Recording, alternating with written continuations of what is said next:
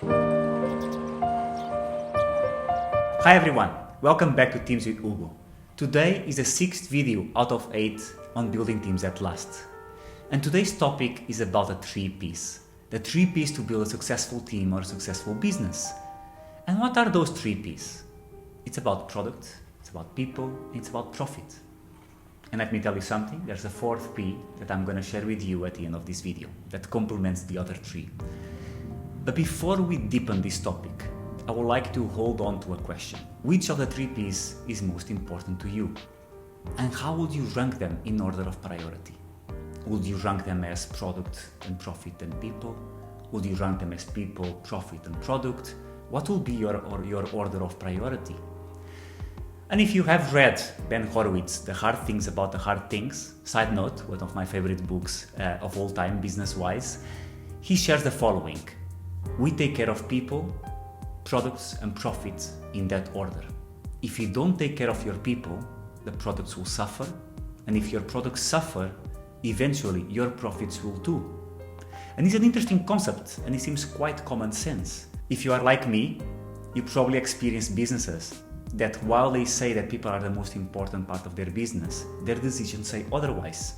They have profit or product as their top priority. And I'm going to be honest with you, it is not easy. It is not easy to have people as a top priority if your products are suffering, because the tendency is to focus on fixing the products. And if your margins are small or if you are decreasing your profit, your shareholders will put pressure on you, meaning that your profits will also have attention and you might focus solely on that. And that's why today I'm going to guide you to 3 stories where I was part of 3 organizations that had each of the 3 Ps as a main priority. And you're going to see what we have learned out of it. The first organization I've worked with was Isaac, the largest youth-run organization in the world. Isaac delivers international internships and leadership development experiences to young people around the world, which makes sense why people was the first priority out of the 3 Ps. And that's amazing because you can connect and have an amazing experience with the organization and see the power of people and the development of people around the world. However, because people and product are very close together as the 2 Ps, it means that the organization many times did not see product as a separate P, as a way of developing programs that actually benefit the market and the young people want to experience. And because it was a not-for-profit organization, it means that also sometimes financials was left behind, which means that cash flow could become a challenge or some mismanagement of financial savviness.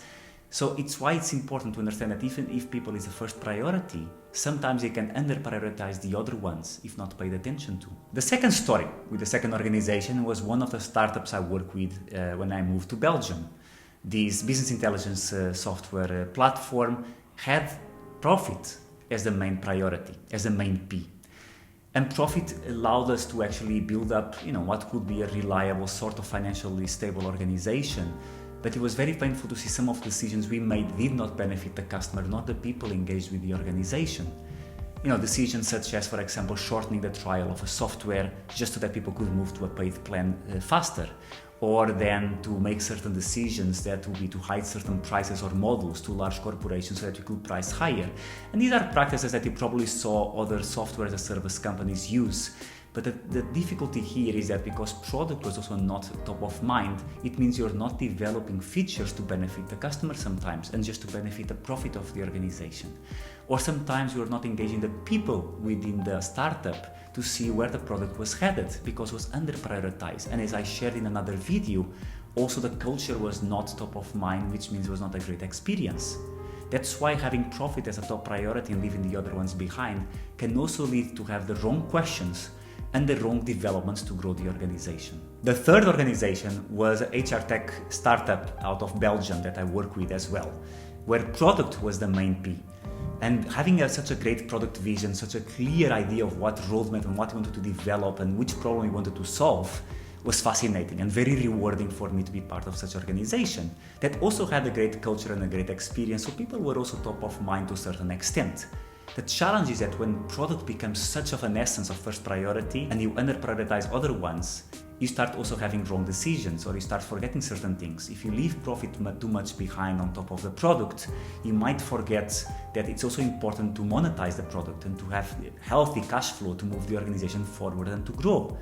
Also, the understanding that people is not just the staff of the organization, are also the customers and partners. And if you don't engage them in your product, you might forget the product market fit on the long run, because it's not static, it's continuous development. And that's why product being also on top can also lead to some landmines. And that was about the last one. Which leads me to the EV box and my experience today and how the fourth P comes in mind. The 4P is the one I realized that has the power to move an organization forward from startup to scale up. In the 5 years with EVBox, I saw something that actually helps continue the organization from 10 to 600 people, which is about the 4th P, purpose. Purpose is again a great complementary to the other 3 Ps. But that means which order would you play now with purpose? And you're gonna get that in a moment. Important to clarify before continuing that one of the biggest learnings over the last time, and with purpose as the fourth element, is that it's not about ranking by priority. It's about seeing them as a circle, feeding each other, and where you are in the middle and you can have an act of balance of seeing how they support each other, how product, profit, people and purpose work together, and they are always top of mind for you as you manage a business or a team. That's the big difference. And purpose comes in place because a critical element to build a team and to build a business. It gives direction to the ultimate problem that the company or the organization or the team is solving beyond just product, profit or people. And how do you translate this all to a team? Let's look into those 4 elements. As a team leader, you can apply this today by doing the following. 1. Start by thinking about the people, why they join your team, or even more important, why they stay in your team. Know what ticks them, know what triggers them, know what are the gains and the pains that they have so that you can benefit from leading your team. That's about people. Then it's about product. You are also a product of an organization. Your team delivers something to the organization that benefits them, that solves certain pains. Know which product you are delivering, which job you are actually effectively putting in place. Then the third one is about profit. And profit seems a rather strange concept because it seems about an organization. But you also need to know what is profit for your team. If you consider profit a healthy metric, your North Star of moving forward. If you are a customer success team, maybe it's about the customer satisfaction. Maybe it's about a net promoter score. If you are a marketing team, maybe it's about the number of visits to the website, the number of purchases on the web shop, or the number of leads. Know what is that profit, that healthy metric that allows you to see when you are moving the needle or not. So those 3 elements are important. And last but not least is also about the purpose. Know the reason of existence of your team. Know how to connect the individual ambition of each member of your team with a team vision and mission, as well as the organizational purpose. And that's extremely important for the 4 things to be in place and to have a healthy mastery of the 4 Ps as a team leader or as a business leader. So as you continue the conversation, it's also about decisions. When you are looking at the 4 Ps, you have to look from a decision-making point of view. If you're making a big decision, then you think about, okay, how is this decision getting closer to my purpose, to the organizational purpose or the team purpose? How is this decision going to affect the behavior, positive or negatively, and how is it going to influence the team moving forward, the people of the organization? Then it's about product. Which kind of lifestyle will happen to the people benefiting from it? And last but not least is the profit, which you'll just monitor and observe and hopefully see it flourish. That's the main concept about the 4 Ps.